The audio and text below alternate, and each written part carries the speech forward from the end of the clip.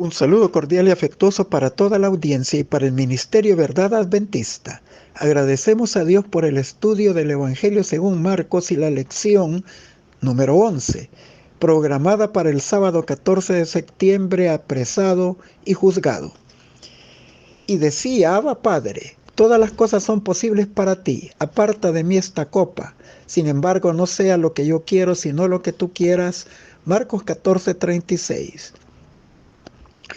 Los primeros 10 capítulos de Marcos cubrieron la totalidad de los 3 años y medio de ministerio público de Jesús, con la excepción de su última semana de pasión y de vida terrenal, que se describe en los capítulos 11 al 16. En nuestro estudio anterior se cubrieron los eventos de la entrada triunfante a Jerusalén hasta el sermón profético de los Olivos. Esto abarcó del domingo 9 al martes 11 de Nisan, Marcos 11:1 hasta el 13, versículo 37. Pero los últimos 3 capítulos, 14, 15 y 16, presentan el relato de la pasión, el sufrimiento, muerte y resurrección de Jesús, respectivamente. Marcos 14:1 nos ubica 2 días antes de la Pascua, es decir, el miércoles 12 de Nisan. El cordero sería inmolado el viernes 14, como lo dice Éxodo 12 del 1 al 6, Éxodo 13:4, Levítico 23:5, Deuteronomio 16:1 y 2, y Esther 3:7 explica que el mes primero religioso del calendario, además de llamarse Aviv o espigas verdes, se conocía como Nisan en Esther 3:7. Para cumplir con lo profetizado con Daniel 9:27, con su muerte pondría fin al sistema de sacrificios y ofrendas del santuario terrenal. Él tendría que morir como el Cordero de Dios que quita el pecado del mundo. Juan 1:29, Mateo 27:62, Lucas 23:54 al 56, Juan 19:31 al 34. Luego celebró con sus discípulos la última Pascua, porque la inmolación del Cordero era parte de este ritual simbólico del santuario. Y así como explica Pablo en 1 Corintios 5:7, nuestra Pascua, la cual es Cristo, ya fue sacrificada por nosotros. Antes de la puesta del sol del viernes 14, él sería sepultado. Y durante las horas del sagrado sábado 15 de Nisan haría su reposo por la redención ya lograda en favor nuestro. Y pasado el sábado, el domingo 16 de Nisan, según Mateo 28, Marcos 16, Lucas 24 y Juan 20, él resucitaría glorioso de la tumba. Al analizar estos eventos de la pasión, no debemos olvidar que durante la peregrinación de Israel en el desierto, en la lección de Éxodo 16, del maná que recibían del cielo, estableció Dios que el día sexto, el viernes, era el día de la preparación del séptimo día sábado. Y en esa semana, el viernes 14 de Nisan, que era la fiesta de la Pascua, era también el día de la preparación del séptimo día semanal. Juan 19:31 también narra que ese día viernes 14, cuando Jesús estaba ya muerto, lo bajan de la cruz y lo sepultan porque estaba cerca. La puesta del sol que daría de comienzo al gran sábado, el sábado de gran solemnidad, porque el sábado 15 de Nisan era también el inicio de la fiesta solemne de los panes sin levadura. Levítico 23, 6, 7, y se unían un séptimo día semanal con un sábado ceremonial que se observaba de acuerdo a las normas del séptimo día. Ahora nos ubicamos en el escenario que formó parte de los sucesos de esos días. En Marcos 14 se narra la quinta historia sándwich, presentando las acciones opuestas de una mujer y un hombre. La mujer omitió Marcos su nombre, pero los evangelios dicen que era María Magdalena. Y luego tenemos la traición de Judas. Después nos transporta al huerto del Getsemaní y su aprehensión y juicio ilegal. Estando luego ante el concilio se destaca la sexta y última historia sándwich. Jesús es interrogado por el sumo pontífice si es el Mesías, y él responde apelando a su autoridad mesiánica según Daniel 7, 13, 14. Y dice: veréis al Hijo del Hombre sentado a la diestra de Dios y viniendo en las nubes de los cielos.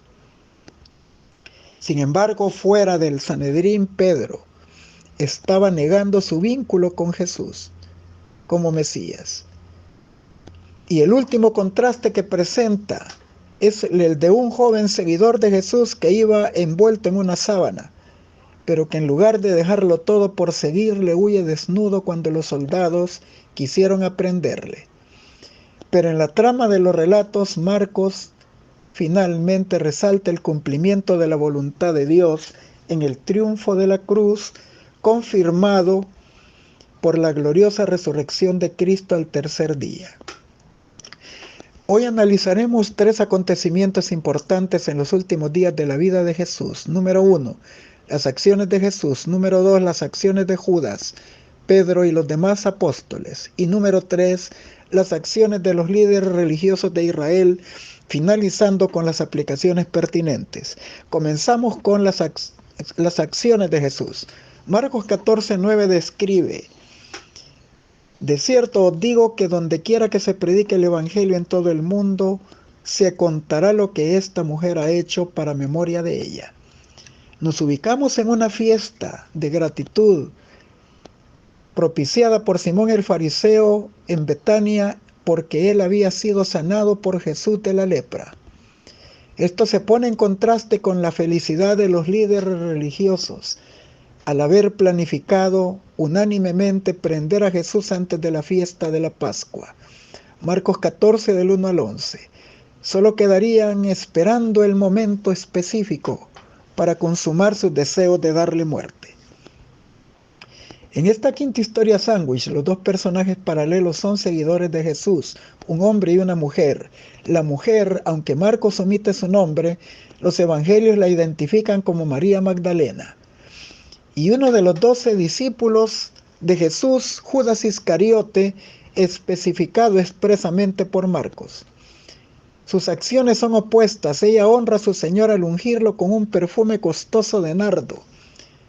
Judas reacciona ante lo que consideraba un despilfarro de 300 denarios que pudieron darse a los pobres, pero luego sarcásticamente entrega a Jesús, pactando con los líderes religiosos, concediéndoles la oportunidad que esperaban para matarlo.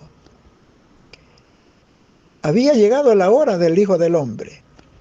Jesús, en defensa de la mujer, explica que ella lo ungía para su sepultura y que su obra se volvería inolvidable y que formaría parte de la prédica del Evangelio en todo el mundo para memoria de ella. Y este relato se incluye en los 4 evangelios. Pero en respuesta al reclamo de Judas, que no era una noble apelación en favor de los pobres, sino el lamento por no haber dispuesto de tal cantidad para satisfacer su codicia, Jesús expone que la preeminencia para la generosidad de sus seguidores la tiene siempre la obra de Dios, y que como parte de la predicación del Evangelio está la atención de los pobres. Pero el Evangelio relataría también la traición de Judas como cumplimiento de los propósitos divinos. Y todo esto se tornaría en beneficio de la humanidad entera. Romanos 8:28. Marcos 14, 22 al 27 narra la preparación de la Pascua y su celebración con Jesús y sus discípulos. Esto tuvo que realizarse necesariamente el jueves 13 de Nisan. Los evangelios en Mateo 26, 20, Lucas 22, 14 y Marcos 14, 17, 18 describen que la ceremonia comenzó llegada la noche, a la puesta de sol. Esto tuvo que ser así porque la celebración oficial de la Pascua tenía que ser el viernes 14 de Nisan. Pero Jesús escoge celebrarla con sus discípulos en las horas tempranas del inicio del día 14. La celebración general de la Pascua el día 14 de Nisan se hacía entre las 2 tardes según Éxodo 12 del 1 al 6. Pero a esa hora, comenzando con las 3 de la tarde, Jesús estaría ya crucificado y muriendo por los pecados del mundo. Marcos 15, 34 al 39. El Evangelio de Juan es el único que menciona que Jesús se levanta de la cena pascual para lavar los pies de los discípulos, Juan 13, 4. Y que luego volvió a la mesa, Juan 13, 12, para instituir el servicio de comunión, la cena del Señor, que se convertiría en el memorial de su muerte y que anunciaría su segunda venida en gloria. 1 Corintios 11, 23 al 26. En contraste, la Pascua sería siendo el recuerdo de la liberación de Israel de la esclavitud de Egipto y de su constitución como pueblo de pacto elegido por Dios en el monte del Sinaí y que fue ratificado con sangre. Éxodo 24, 8. Pero la Santa Cena del Señor sería la transición hacia la elección de un nuevo Israel de Dios, en virtud del nuevo pacto. En esta ceremonia ya no se hace mención alguna del Cordero Pascual, ya que Jesús, como Cordero de Dios que quita el pecado del mundo y como Cordero simbolizado por el Cordero de la Pascua, según 1 Corintios 5, 7, al morir en la cruz, fue sacrificado por nosotros como Pascua. Pero ahora el pan ácimo representaría su cuerpo entregado para todos los pecadores a sufrimiento y muerte, para beneficio de ellos. Marcos 14, 22. Y el vino sin fermentar representaría su sangre derramada en el Calvario, con la cual ratifica el nuevo pacto. Jeremías 31, 31 al 34, con estas palabras: esto es mi sangre del nuevo pacto que es derramada en favor de muchos. Marcos 14, 23, 24. En esa ocasión Jesús, en medio de la celebración, les predice que uno de ellos le traicionaría. Marcos 14, 18 al 21. Marcos omite el nombre de Judas. Luego de celebrar con ellos la cena de la Pascua y la institución de la cena, después de cantar el himno, se dirigen 11 discípulos y Jesús al monte de los olivos. Luego les da el segundo anuncio de que ellos le abandonarían, citando la profecía de Zacarías 13:7: levántate, oh espada, contra el pastor y contra el hombre, compañero mío, dice Jehová de los ejércitos, hiere al pastor y serán dispersas las ovejas.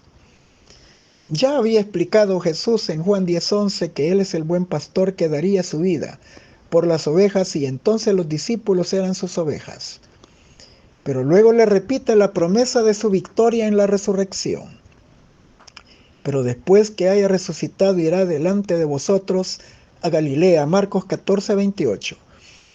Y luego, el día de su propia resurrección, el ángel que estaba en la tumba le recordó esta promesa a las mujeres, pidiendo que se las anunciaran a los discípulos. Id y decidles a los discípulos y a Pedro: voy delante de vosotros a Galilea, como él les había dicho. Marcos 16, 7. Luego le dice a Pedro que antes de que el gallo cante 2 veces él lo negaría 3. Pero Pedro insistía en que él moriría junto con él antes de negarlo. Y luego se suman los demás discípulos diciendo lo mismo. Marcos 14 del 28 al 31. Pero todo lo anunciado previamente se cumplió con exactitud. Después de cantar el himno y celebrar la cena, se dirigen al monte de los olivos y se ubican en el huerto del Getsemaní. Los organiza en grupos de oración, llevando al interior a Pedro, a Jacobo y a Juan, y dejando al resto en la entrada. También a ellos los organiza para que oraran, y luego se va él más adelante a orar en soledad.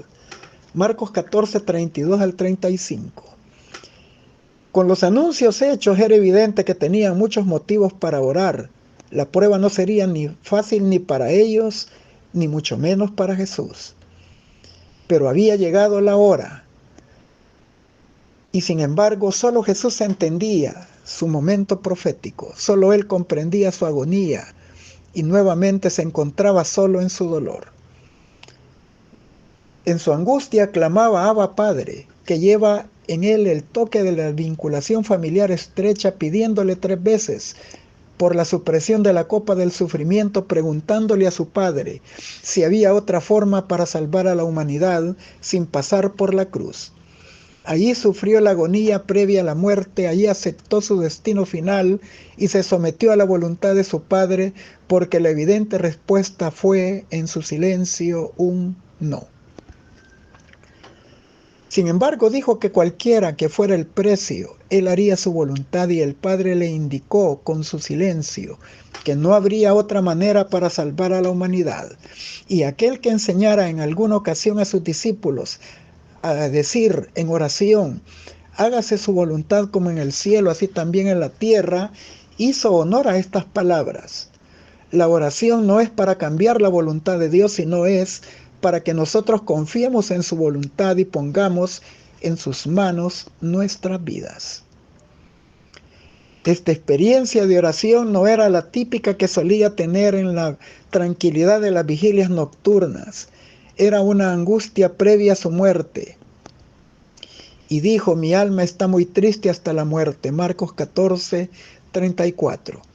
Comenzó a experimentar la sensación del abandono de la presencia de su Padre Celestial cuando la responsabilidad de los pecados del mundo estaba siendo colocada sobre él, y la profecía indicaba, mas Jehová cargó en él el pecado de todos nosotros, angustiado él y afligido, Isaías 53:6-7, porque el pecado nos separa de Dios, pero nuestras iniquidades han hecho división entre vosotros y vuestro Dios. Isaías 59:2. Y aunque él no cometió ningún pecado, Hebreos 4:15, sobre él estaba la responsabilidad de los pecados de nosotros. Y aquel que dijo en Juan 10:30, yo y el Padre, uno somos, ahora era el divino portador de los pecados del mundo, quien llevó a sí mismo en su cuerpo nuestros pecados sobre el madero, primera de Pedro 2:24. Y más adelante clamó, ya colgado en la cruz, Eloi, Eloi, lama sabactaní, Dios mío, ¿por qué me has desamparado? Marcos 15:34. Y en la narración de Lucas, en el huerto del Getsemaní, en el capítulo 22:44 dice que estando en su agonía oraba más intensamente y era su sudor como grandes gotas de sangre que caían hasta la tierra. El apóstol Pablo, quien en 1 Corintios 11:1 dijo, sed imitadores de mí así como yo lo soy de Cristo, y en Gálatas 6:17 dijo también, de ahora en adelante no quiero que nadie me cause más dificultades, pues llevo marcado en mi cuerpo las señales de lo que he sufrido en unión con Jesús. Cuando pasaron sus momentos trágicos y decisivos y finales, en sus tribulaciones fue fortalecido por el poder de Cristo y por el apoyo de sus hermanos. En Filipenses 4:13-14 dice, todo lo puedo en Cristo, que me fortalece. Sin embargo, bien hicieron en participar en mi tribulación. Pero en ese momento de la vigilia nocturna de oración de Cristo, era lo que él deseaba en Getsemaní. Sin embargo, 3 veces acudió en busca de sus discípulos para recibir consuelo y los halla durmiendo. Y finalmente los despierta para que enfrenten una prueba para la cual no estaban debidamente preparados. Y de nuevo se vuelven a cumplir las palabras de la profecía de Isaías 63:3. He pisado yo solo el lagar y ninguno de los pueblos había conmigo. Continuamos con las acciones de Judas, Pedro y los demás discípulos. Existe un refrán muy conocido, en guerra anunciada no muere soldado, pero en el caso de Judas, de Pedro y de los demás apóstoles, todos hicieron exactamente lo que Jesús les anticipó cuando llegó a la turba para prenderlo. Las decisiones juegan un papel determinante en momentos cruciales. Judas quiso ocultar su descarada traición bajo el disfraz de la amistad, pensando que al dar un beso a Jesús, los discípulos no lo identificarían que compartía el espíritu que tenía la turba, que llegó con palos y espadas para recibir a Jesús y prenderlo. Su beso era la señal que identificaba en medio de la oscuridad de la noche quién era Jesús. Marcos 14, 43, 44. El espíritu de profecía explica que las motivaciones de Judas para su traición eran las siguientes. Judas tenía naturalmente un fuerte amor por el dinero, pero no siempre había sido lo bastante corrupto para realizar una acción como esta. Había fomentado el mal espíritu de la avaricia hasta que había llegado a ser el motivo predominante de su vida. El amor al dinero superaba su amor por Cristo. Al llegar a ser esclavo de un vicio, se entregó a Satanás para ser arrastrado a cualquier bajeza de pecado. Deseado de toda la gente, 663. El apóstol Pablo en 1 Timoteo 6:10 escribió que por la raíz de todos los males es el amor al dinero, el cual codiciando algunos se extraviaron de la fe y fueron traspasados de muchos dolores. Marcos destaca que Pedro en ese momento, sea por valentía o intrepidez, o como cuando los nervios nos traicionan y hacemos lo que pensábamos que no éramos capaces de hacer, saca la espada y apunta a la cabeza de Malco, el siervo del sumo sacerdote, pero únicamente cortó su oreja. Juan 18, 10 y 11. Sin embargo, al final todos los discípulos huyeron, incluso Pedro, quien vuelve a aparecer en la narración de Marcos, como siguiendo de lejos a Jesús, y quedándose en el patio de la casa del sumo sacerdote, acabando por consumar su triple negación anticipadamente anunciada por Jesús, antes de que el gallo cantara 2 veces, en la tercera vigilia de la noche. Marcos 13:35. Después de su caída ya no hay ninguna autosuficiencia en él, ningún motivo de autoexaltación, ningún clamor del yo por ser reconocido. Solo había vergüenza y necesidad de salvación. Y eso es lo que hizo, a diferencia de Judas. Él se dejó salvar por Jesús. Pero Judas no pudo acallar la voz de su conciencia culpable y por eso, al no ser capaz de comprender que por abominable que haya sido su traición, Jesús ya les había dicho: de cierto os digo que todos los pecados les serán perdonados a los hijos de los hombres y las blasfemias, cualesquiera que sean. Marcos 2:38. Pero si se resistía a la obra del Espíritu Santo, ya no habría perdón, ni en este siglo ni en el venidero. Marcos 2:39. Y aquí está la gran diferencia entre Judas, Pedro y los demás discípulos. Todos ellos, con la excepción de Judas, buscaron el perdón de Dios y se arrepintieron de sus pecados, pero Judas no lo hizo y se suicidó. Jesús les había anunciado su realidad anticipada, pero no los dejó sin esperanza. Les dijo que ya resucitado volvería a reunirse con ellos. Marcos 14:28, en Galilea. Y les dijo que a pesar de su fracaso no los desecharía. Aún comisionó hasta un ángel para recordar a las mujeres y decirles: id y decid a sus discípulos y a Pedro que él va delante de vosotros a Galilea, y allí le veréis como os dijo. Marcos 16:7. Jesús se dirige a la horda y la reprende por hacer en secreto lo que no se habían atrevido a hacer abiertamente, mientras él enseñaba a diario en el templo. Pero era para que se cumplieran las escrituras. Marcos 14, 48, 49. Marcos agrega al escenario de un joven que seguía a Jesús cubierto de una sábana, un dato que no aparece en ningún otro lugar de los evangelios, y algunos piensan que era Marcos mismo, pero es improbable. Lo destacable es que él huye desnudo. En lugar de dejarlo todo para seguir a Jesús, lo deja todo para huir de él, igual que los demás. Marcos 14, 51, 52. Pero la trama del relato de la pasión es el cumplimiento soberano de la voluntad de Dios paralelo a la voluntad de los hombres que obraban para destruir a Jesús. Continuamos con los líderes, las acciones de los líderes religiosos de Israel. En Marcos capítulo 14, 53 al 59, la turba lleva a Jesús al Sanedrín para ser juzgado.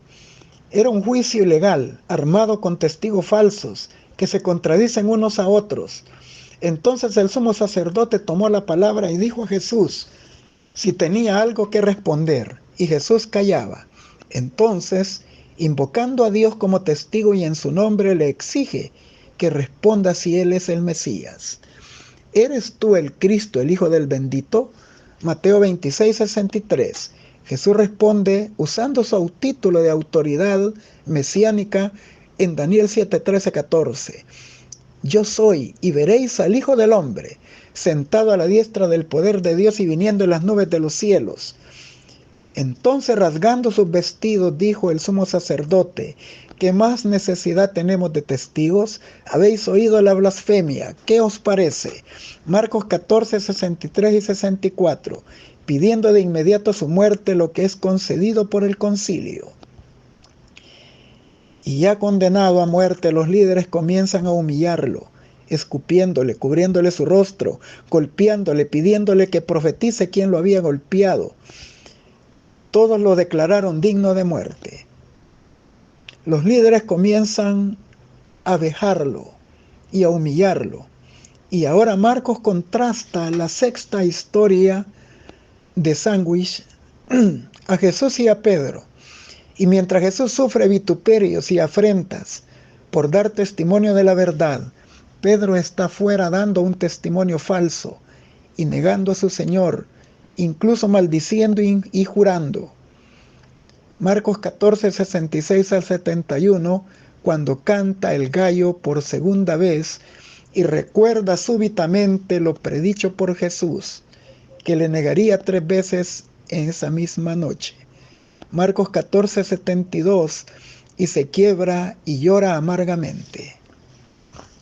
La caída de Pedro fue un proceso gradual y progresivo que Marcos presenta como Pedro siguiendo de lejos a Jesús.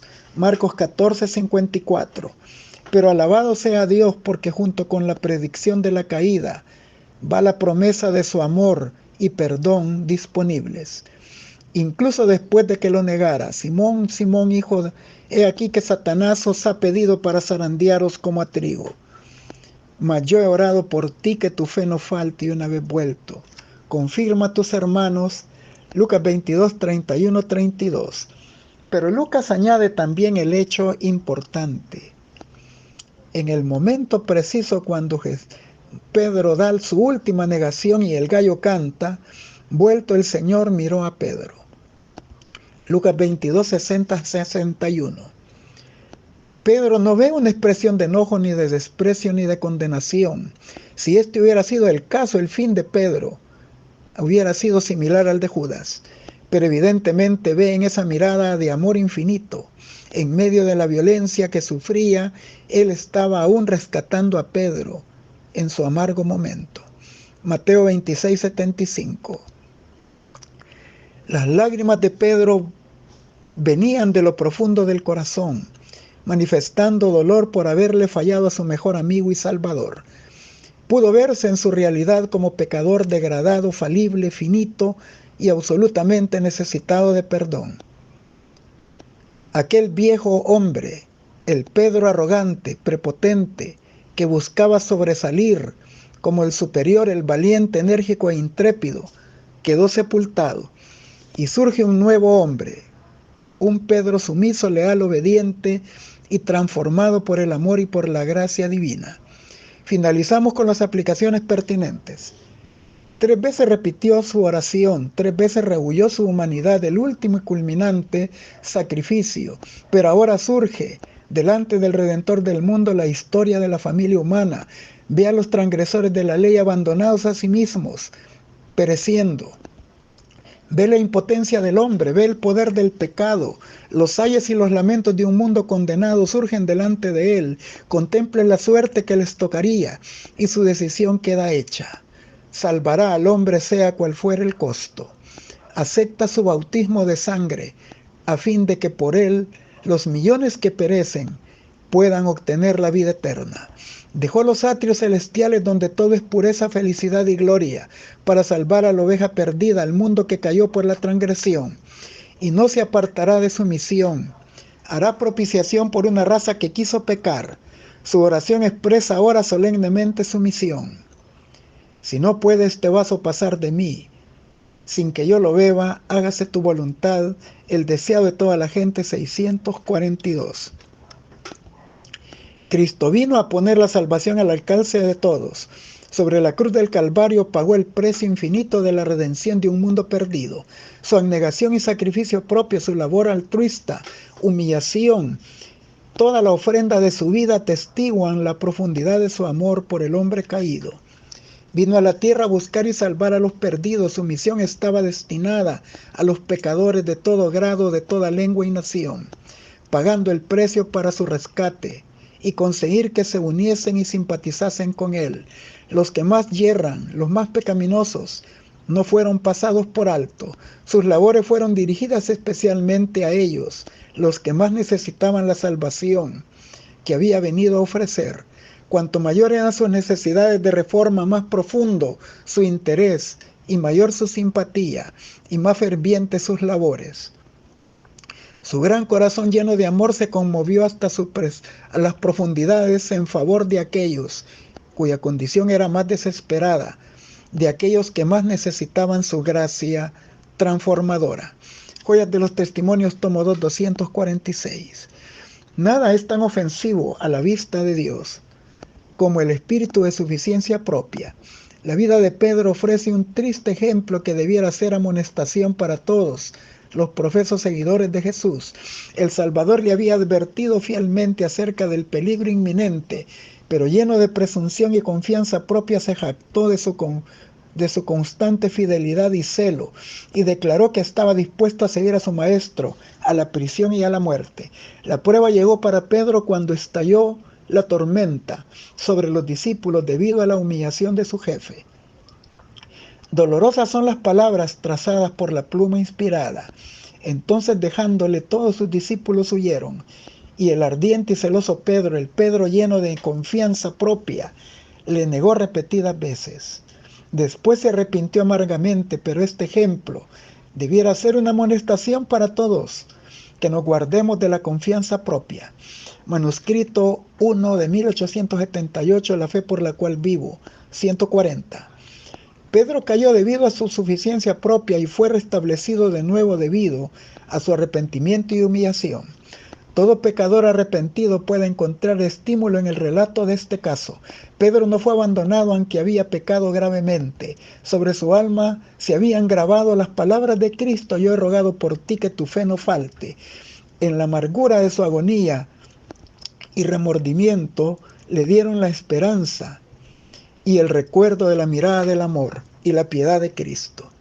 Cristo se acordó de Pedro después de su resurrección y le dijo al ángel que dijera a las mujeres: id y decid a sus discípulos y a Pedro que va delante de vosotros a Galilea y allí le veréis.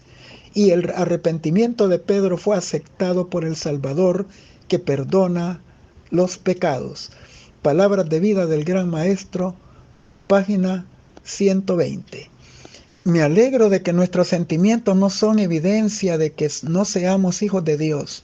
El enemigo os tentará pensar que habéis hecho cosas que os han separado de Dios y que ya no os ama, pero nuestro Señor todavía os ama, y esto podemos saberlo por las palabras que ha dejado escritas para casos como estos. Si alguno hubiere pecado, abogado tenemos para con el Padre, Jesucristo el justo. Primera de Juan 2:1. Si confesamos nuestros pecados, Él es fiel y justo para perdonar nuestros pecados y limpiarnos de toda maldad. Primera de Juan 1:9. Dios os ama, y el precioso Salvador que se entregó por vosotros no os rechazará porque sois tentados, y venceréis en vuestra debilidad. Él sigue amándoos siempre. Carta 99 de 1896, a fin de conocerle, página 284. Les deseo un feliz día de preparación y un bendito sábado en la presencia de Dios.